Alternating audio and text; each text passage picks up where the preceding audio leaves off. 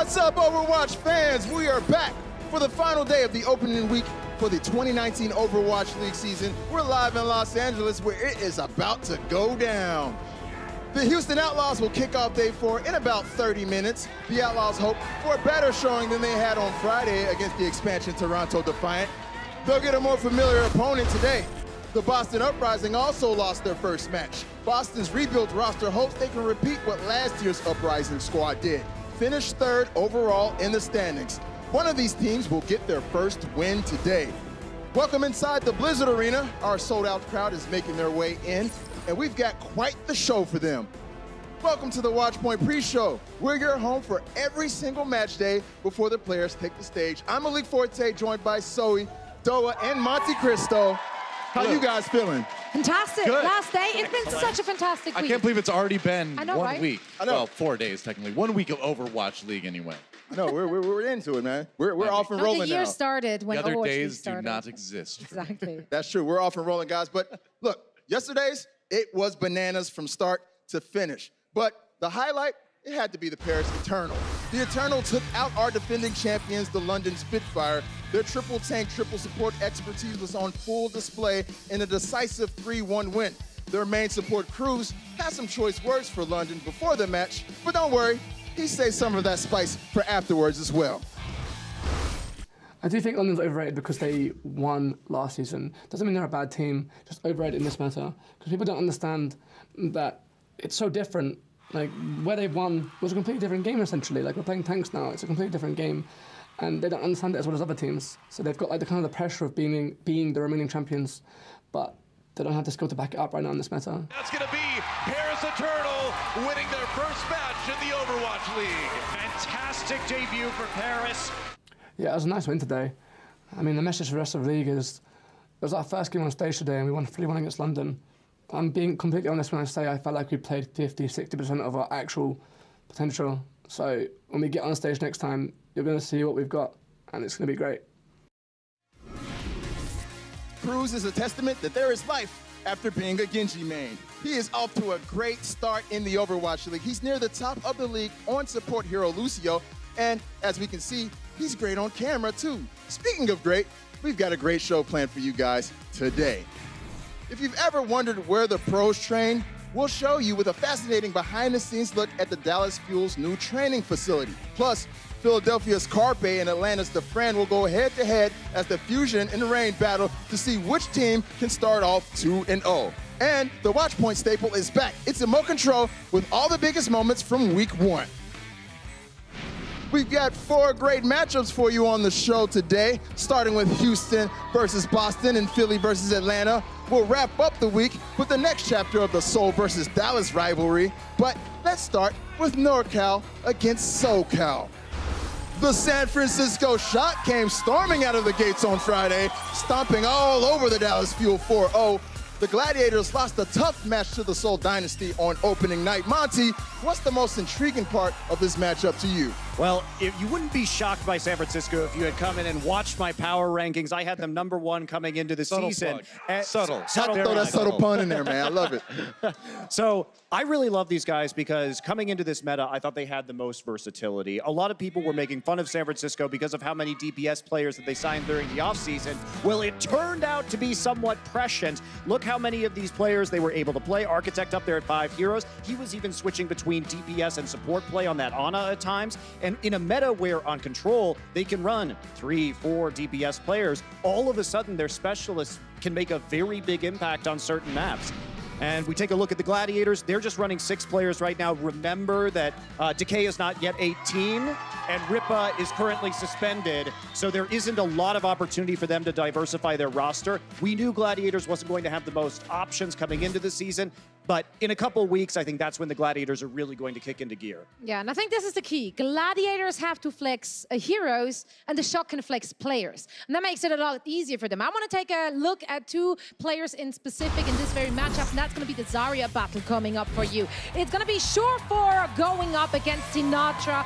And if you're looking at the inaugural season, Surefour was all over the place. He played so many different heroes, and Zarya was only his 6th most played, whereas Sinatra kept it a little bit more specialized to a few, and I think Zarya was his third most played. So statistically, Sinatra has shown better performances on that Zarya, and if we compare their stats from the games we've already seen in this very season, it also looked like Sinatra is having the upper hand, which always leads me to question the choice. Is it really that good of an idea to have a player playing 10 different heroes rather than just specializing in a very few? Well, I'll tell you this, I've been embracing the Zarya life lately, so I'm looking forward to seeing how these two do it today. And I'll tell you something else. The Gladiators are definitely hoping to not fall to 0-2. Now, Houston and Boston are in the same boat. Unfortunately, one of these teams will go winless in week 1. The Outlaws fell to the expansion team Toronto on Friday, and the Uprising were no match for the mighty New York Excelsior Doa, who looks to be the leader on this new Boston roster so far? You know, it's early to say really for sure, but I think honestly Fusions is a huge contender with this right now. I mean, he came up that he was supposed to be on a two-way contract. They brought him up to play in the Overwatch League full-time, and what a first match for this guy. He has third highest Earthshatter stuns in the league right now, and that's something for a player that has never played on the stage before, had all this pressure on it, limited time to practice with these guys. He's come out fantastic so far. He's going to be that great leader going forward. I think Boston's got a really good pickup with him. Right, and for Houston, this is pretty much the same roster that they had in 2018 aside from Dante. So despite their match 1 loss, Zoe, what was the bright spot for the Outlaws? I think there's one name I have to drop here, and that's Boink. Yeah, that's right. He's still with the Houston Outlaws. Oh, yeah. That is also right. You haven't seen him much last season. In fact, he was on the bench the entirety of Stage 4, and he is coming back and doesn't miss a beat. See what I did there? I'm very proud of that one. That was good. Thank you. One person laughed. I love you, wherever that was. I was with you. I was with you. Thank you, thank you. No, but look at those stats. His sound barrier efficiency was actually through the roof. He hit 5 players every single sound barrier in that match, and that's insane. That is crazy. That is crazy. Oh, the stalling on the point. Yeah. The stuff you see in Overwatch comp, he was like doing it effectively in an Overwatch League match. Yeah, that's not how it looks like when I play Lucio, I'll tell you that. Same. Now the rest of his team just needs to play well and they'll be doing Yeah, there's that. There you go. Hot take. All right, Monty. All right, Monty. Hot but accurate take. Look, last season, we talked a lot about the old Apex rivalry between two teams that make up the Seoul Dynasty and the Dallas Fuel. Seoul shut that storyline down by winning all 4 matches between the two. This season, the Dynasty still appeared to have the advantage on paper. Dallas failed to take a map against the Shock, while the Dynasty rolled past the Gladiators behind their new main tank, Fisher. And we all know Doa loves the Seoul Dynasty. So, Doa, were you geeking out about Fisher on the opening day? I mean, you know, Seoul did me wrong last year, right? But it's a bright start for them so far here. I think Fisher is a good pickup, and it's kind of funny to see it sort of look a little bit like Gladiators did last year with Fisher, where he just kind of goes in, starts everything off, and the team is doing a good job of playing around him. Following up on that aggression, I think Jae-Hong looked great as a sort of supportive player again, back to getting to play the Ana like he likes as well. But, you know, I have to actually mention Michelle here too. I know I'm supposed to be talking about Fisher, but when I rewatched that match yesterday, Michelle, his flexibility on the DPS players playing the Sombra, even playing the Reaper a little bit, and his Diva play was extremely good. Fisher is Fisher, right? And he's doing Fisher things, but keep an eye on Michelle too. Well, and I have to say, because I was probably Fisher's #1 fanboy last season. You were. That I do love the fact that Fisher has now beaten all of his former teams. He is flawless against his former teams because he didn't play in that Gladiators London match in the playoffs. So I'm loving this revenge that Fisher is getting on the teams that drop him. Maybe if he plays for everybody, he just will go undefeated and win the Overwatch League title. That's I love a lot of different teams. Like, who gets him last? That's the question. and Monty, the Fuel added some pieces during the offseason. What appears to be the biggest problem for them right out the gates? I think it's a lack of versatility that we're seeing on the Fuel's roster. They brought in RCK during the offseason, but I think one of their fundamental problems is if RCK isn't in the lineup, they can't run Diva, and if he is in the lineup, it seems like they're most comfortable running that Diva. Also, the strategy of swapping Effect and AKM in and out to play the Zarya, I think is leading to a lack of synergy with the rest of their tank line and Zachary on Brigitte. So I think a lot of problems that the Fuel need to address. Maybe bringing Mickey back in who can switch between Brigitte and Diva might be a possible answer for them, but it doesn't look like there's a lot of easy fixes, I have to say. Yeah, it sounds like they need to find what their rotation is. Right? Yeah. They don't really have a grip. Deja vu, I'm not gonna lie. Yeah, I mean, a little bit. How could you not? Well, guys, one cool thing about having 8 new teams this season is the emergence of new stars. Atlantis the Friend made quite the entrance in his league debut on Friday. We'll get to know the Reign's popular damage dealer in just a bit.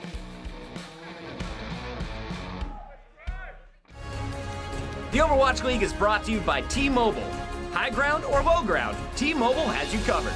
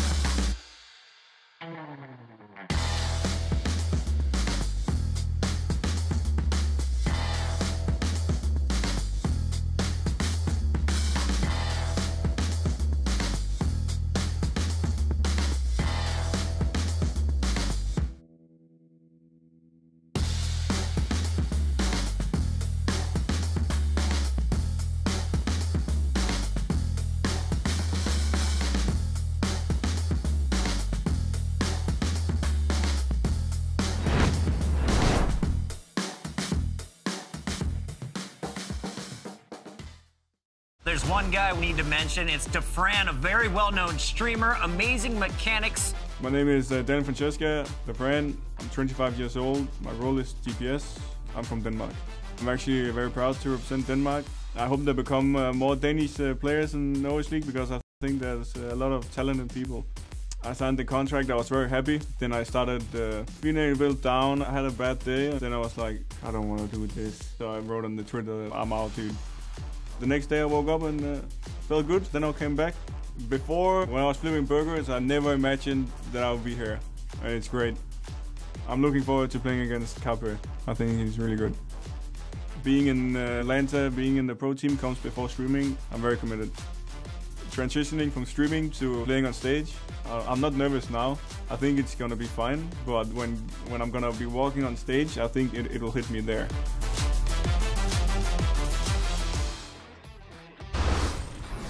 DeFran won't have to wait long to face his favorite player. He and the Reign will take on Carpe in the Philadelphia Fusion today in a battle of two 1-0 teams hoping to shoot to the top of the Stage 1 standings. Doa, how excited were you about DeFran's first appearance on the Overwatch League stage? I mean, you can't help but really be excited about this guy after watching his stream, after watching the mechanical skill he's shown there. But the question was, would he be able to deliver in an actual Overwatch League game? And again, that's a resounding yes from this guy. He played most of his time on Zarya. He ended up second in Owl overall in final blows, 5th in damage done. So good stats in his first game right off the bat here too. But then again, it's also the flexibility. Zarya, Tracer on the, or Tracer rather, even the Torb. And I mean, yeah, I don't know if we're gonna see the Torb here in a whole lot, but the guy can probably play it better than anybody, so I wouldn't be surprised. I really hope we do. I hope so too. Man, maybe he can pull out a Reaper. Come on. Bren's right over there. I know he hopes. We've already seen a bunch of Reaper. A good Reaper. The Fusion took out the reigning champs London to open the season. What was the most impressive thing that you thought about Philly on their opening, Monty? I really actually like Boombox's play. I think he got player of the match for that one, and he was quite impressive. And this is a player, I know Philly fans are going to be mad at me for saying this, but he was probably the worst performing starter on their roster. They were a great team, but somebody had to be the worst, right? And this was a really great game for him. I thought he was exceptional. I'd love to see this level of play continue because he's going to be a core of this team, and he can really, I think, back them up well. The Zenyatta is so important in this 3-3 meta. Very important, very important. And Zoe, you've been a proponent of the boys from the A-Town, since day one. So, well, actually 2 days ago. But what can they do to gain the advantage over the Fusion today? As he just said, I've been sticking with that team throughout the entirety of this season. Yes. As in all days so far. It's true. And yeah, I wanna, here, let's take a trip down memory lane to the point where I was right and all of you were wrong. Hey, it was a different time, all right? Rub it in. I'm not not the person to rub it in, honestly. Like, that's way below We me. didn't make a whole But segment if about I this. can, You're I even guess I wearing will. the Atlanta gray today. I am. true. I am. So full-on support. And I watched back and thought back on, like, how could they defeat the Fusion? Because, frankly, Fusion didn't show many cracks in their armor when we saw them playing against London. So that was a good brainstorming exercise. The first one might come as a shocker, given what Monty just said. Yeah, beat the box. Got a neutralized boombox. He popped off in that game against London. However, historically, it was a 50-50 chance. He either popped off or got picked up. Like, that's just kind of what happened. That's the Zen So, life against Sombra. I though. guess it is. That's true, yeah. But, It gets rough out there. Yeah, if there is a weak spot, maybe aim towards boombox. Then, of course, you have to watch out for those tanks. Dako and Poco, that is where it's at. They, statistically, if we're looking at the first match both of those guys had in this week, they statistically did better than everything from the Fusion. But numbers only tell half the story, so it's really hard to tell if that was a key factor or will be a key factor. And the last one, of course, is just going to be, you have to be a reactionary. Against a team such as Fusion, you need to make switches and you need to make them fast. If you're not adaptable in the Overwatch League, it's curtains. For Atlanta, I just want Exactly. people to start chanting Dogman Bull Cut whenever they come on stage. I think that's fair. That's fair, It isn't is it? fair. It's a suggestion. Said it. Everybody, making it to the Overwatch League is hard. And staying here is even harder. After the break, we'll show you how the Dallas Fuel modeled their new training facility after the Overwatch League stage, right down to the room temperature. This is Watchpoint.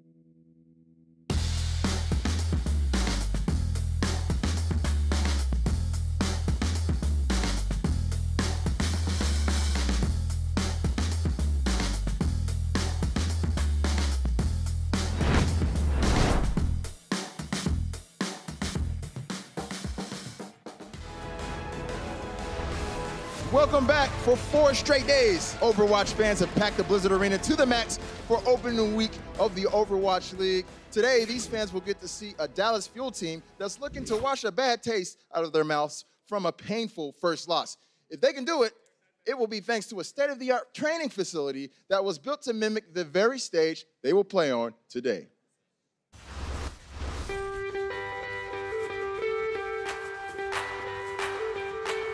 Ending our last season, the team wasn't in the greatest spot, throughout the middle of the season. Creating something like this plays a really big part with making the team a family. We wanted to find a space that really worked for us, where the players felt comfortable.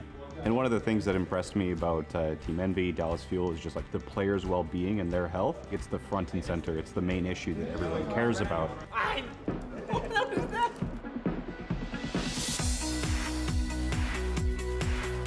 The players have their own apartments. They are working professional adults. I think being able to have that separation is very important. One of our main goals setting up this space was definitely to replicate the Blizzard Arena. We wanted to have the desks to be just like the stage. They're the same specifications as the ones at the Overwatch League stage. The chairs are the same chairs, and we even cool the room a little bit, because at the Overwatch League stage, they try and keep the studio a little bit cold just to make sure that the PCs can function and don't overheat. Same reason why you have the players using hand warmers sometimes, because it can be a little bit cold. So when you transition from playing to competing, there's almost no difference, and they'll be comfortable.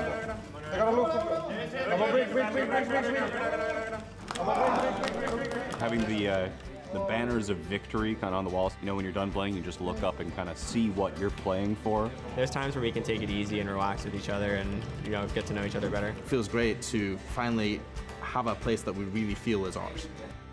We can fail in here, we can succeed in here, we can grow in here. I feel like we're like a family now. You know, this is our new start. This is the new Dallas Fuel. We're ready. Seems very cozy. Monty, Cool. how does that training facility compare to yours? Oh, it's much nicer than mine, absolutely. But I really liked it when I was there, and I know Mr. X and I have both been over to that training facility so far. And you do have to hand it to Dallas, because even though they didn't look great on day one, the infrastructure and the coaching surrounding this team, I think, are very good. So in the long term, I think they'll have more success. And it's certainly not the fault of the organization or the coaching staff that everything's going well. So I blame the players. We've seen them improve before. We've seen them improve before. Yeah, sure. All right, so guys, it's been a long season. It was really and wholesome up until that last it was very. I made the switch you. It was, guys. It's been a long off season, and we owe you fans an apology. We've been depriving you of this next segment for too long. That's right. It's time for Emote Control. Bringing it back, baby. Yay. We're going to get things started with the Philadelphia Flyers / Fusion mascot, Gritty, making an appearance on opening day. I absolutely love Gritty. Before the season started, I was talking to the Fusion and begging them to bring Gritty out, and they really delivered on day one, so I was loving it. Well, you know, he terrifies me, and I respect that. So, Baby Rage, also, I want to get Golden Boy on the desk in 2019. There you go. I don't respect it. I'm just terrified, to be perfectly honest. Like, I don't know what he is, or I don't know. I have a lot of emotions towards Gritty. Sorry. All right, next up. I don't know if Fury thought he was Janelle Monáe, but he certainly couldn't walk the tightrope because he fell off the side of this cliff. Tell me what you guys thought about this one. It's a little bit of the veiled fish coming in, but honestly, what were the Dallas Fuel going to do in that situation? It didn't actually make a big difference in the match. That was a tactical reset. Yeah. I hate you, though. I want to say exactly the same. Now I don't have anything to follow up with. It is a tactical reset. All right, guys, moving on. The friend came into the Overwatch League and made history, getting the first ever Torbjorn kill in Overwatch League history. I'm going to go with this one because this is what the Florida Mayhem must have felt like in the Baby Rage after getting absolutely leveled by DeFran's Torbjorn. I'm going to go with Baby Rage as well because of what this is going to do to my rank game. So thank you very much, DeFran. Lol across the board. This was Brent's dream, and DeFran made it happen. Lovely. All right, the NYXL had a crazy 4K Diva bomb between Mono and Meko, comboing their efforts together. Tell me what you guys thought about it. Yeah, I mean, it was nasty. I'm going to give this to Resident Sleeper because everybody was on the floor asleep when this happened. There you go. Pretty fun. Oh, I see what you did there. Well, I mean, I'm going to go with what Guido's face was. He was in Transcendence at the time. He just had to watch. He's like, well, what do you want me to do? You're all dead. Honestly, that felt like stealing candy from kids. From a baby? Kids? Okay. Yeah. Moving on, Dante with his WWE-esque entrance. You know, giving a little graze to this young lady's face. Thoughts on that? Yeah. I'm using Veilfish because it was a hand to somebody's face, so it seems pretty appropriate. Very appropriate. It's almost too nice. Too good. Too good. Yeah, I'm going to go with Veilfish as well because, like, come on, man. You're a professional gamer. We're supposed to have, like, reaction time. That's, like, the only thing we have compared to traditional sports. So please, stop accidentally hitting people in the face. Yeah, quote-unquote accidentally. I don't know. Whoa. Write this down at home, kids. You cannot see 9 if you were never on the point in the first place. I love this play. I think this is going to show a lot of, just the first little inkling that we're going to have of San Francisco Shock's playbook. It's so funny to watch this, and I think they were giving them a little bit of the Kappa face while they came onto the back cap. I mean, it's Baby Rage again. Why are they ruining my rank games in multiple ways this week? This is just going to make it awful in gold. Thanks a lot. Yeah, I'm playing Orisa, and this is how I felt when I watched that as they teleported right behind me. All right, awesome, guys. Thank you so much. That was Emote Control. And, guys, it's almost time, Overwatch fans. Houston and Boston are about to take the stage, and we've got our predictions. That's next on the Watchpoint pre-show.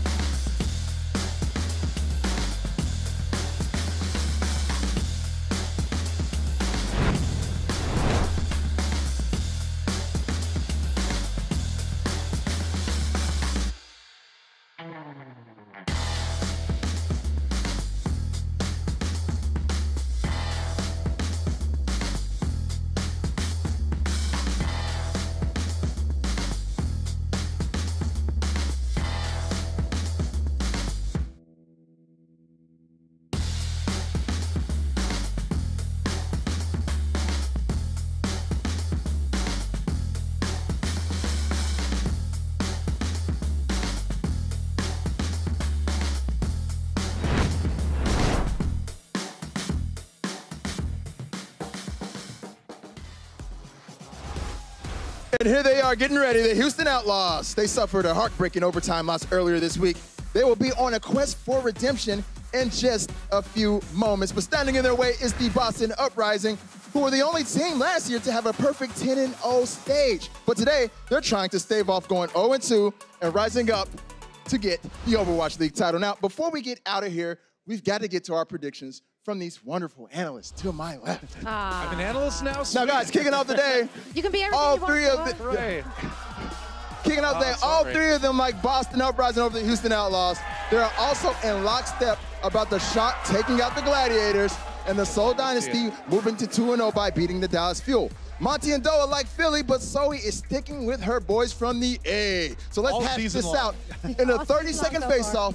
Zoe versus Doa. Go. All right, you just shut up right there. Tank duo extraordinaire. We're going to see Daco and, of course, his counterpart in Pokebo. And you can't ever bet against those guys. Poco Bomb's got nothing on Daco. He makes him look like happy little acting, and something you probably are familiar with. I did get talked to the handed right there. But even true. still, I don't think 4-0ing Florida really tells you a whole lot about how good a team is. So Atlanta's going to need to prove a whole lot more, I think, right now. I think Philly's got it, no question. It should be easy. Okay, Blizzard Arena, please turn it up. Let's get this day going. We're done here, but the action is just getting started. Let's play some Overwatch, baby.